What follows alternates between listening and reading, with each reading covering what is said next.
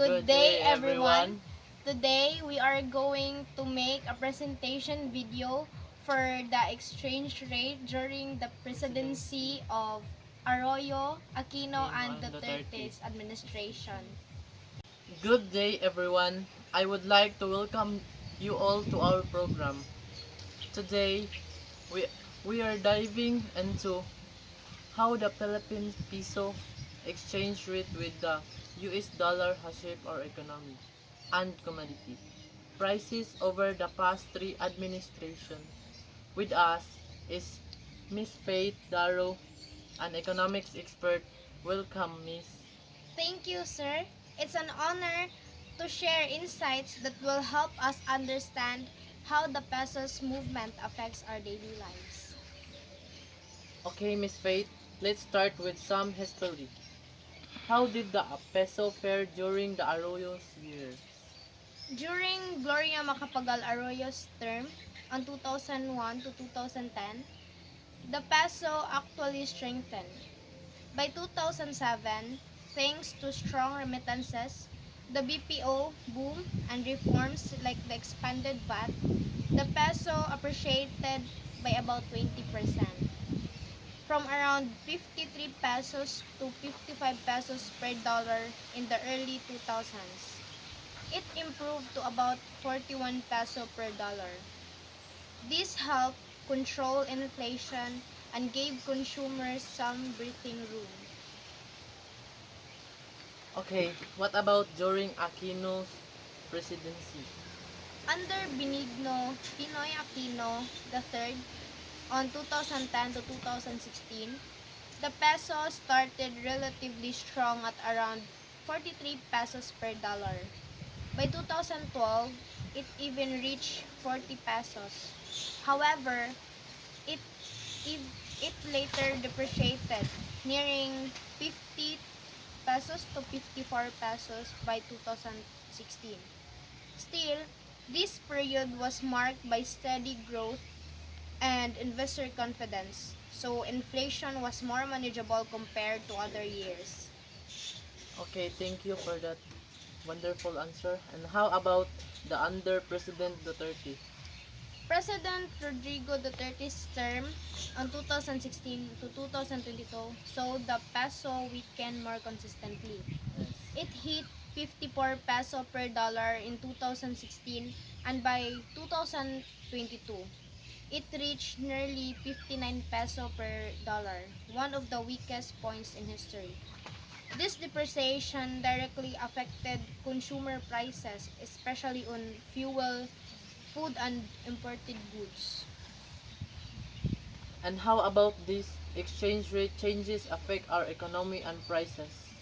A stronger peso, like during Arroyo's mid-2000s, made imports cheaper. That meant lower cost for fuel, rice, and other essentials.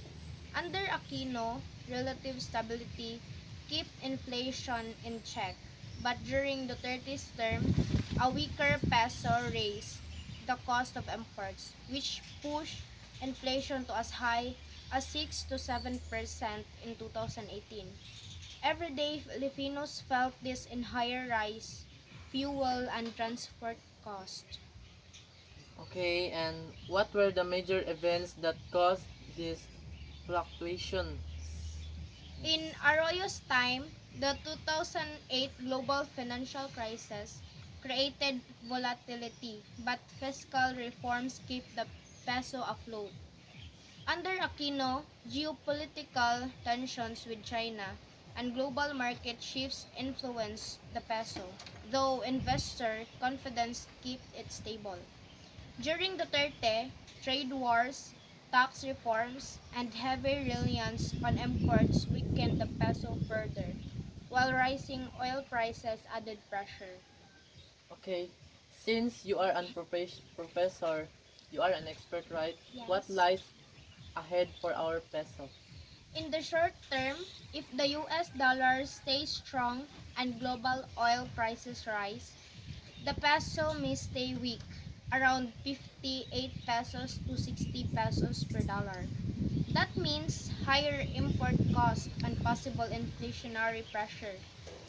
But in the medium term, if the Bangko Sentral manages inflation, investments remain steady, and OFW remittances continue to grow, the peso could stabilize around 55 pesos to 57 pesos.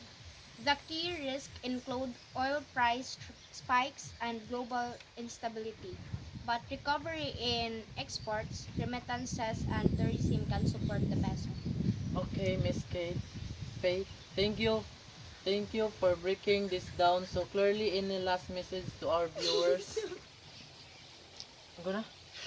Thank you, Miss Faith, for breaking this down so clearly. Any last message to our viewers before we end our program? Yeah. My message is simple. Exchange rates may sound technical, but they directly affect our daily lives, from the price of rice to the cost of gasoline. By understanding these trends, we can better prepare and adapt to changes in our economy. Very well said.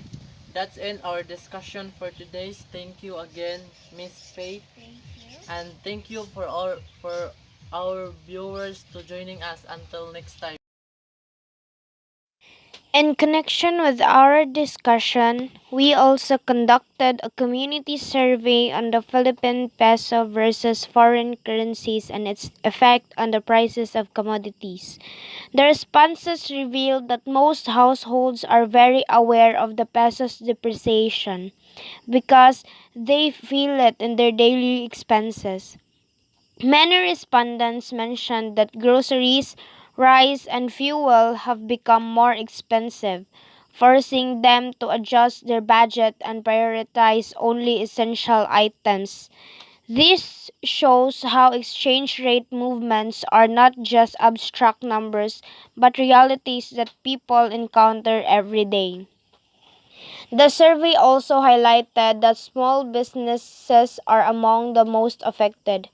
Owners of sari-sari stores, food stalls, and transport operators shared that higher cost of imported products and fuel have lowered their profit margins. Some even said they had to reduce the size of their products to increase prices, which in turn affects consumers. It reflects a chain reaction. When the peso weakens, costs rise across sectors, and the community bears the burden. At the same time, the survey revealed some positive perspectives. Families of overseas Filipino workers noted that a weaker peso allows them to receive more value from remittances, which helps them manage the rising cost of living. This reminds us that the effects of exchange rates are not one sided. While many face challenges, others benefit. Still, the majority of the community emphasizes the need for stronger economic policies and local production to reduce reliance on imports and shield ordinary Filipinos from global currency fluctuations.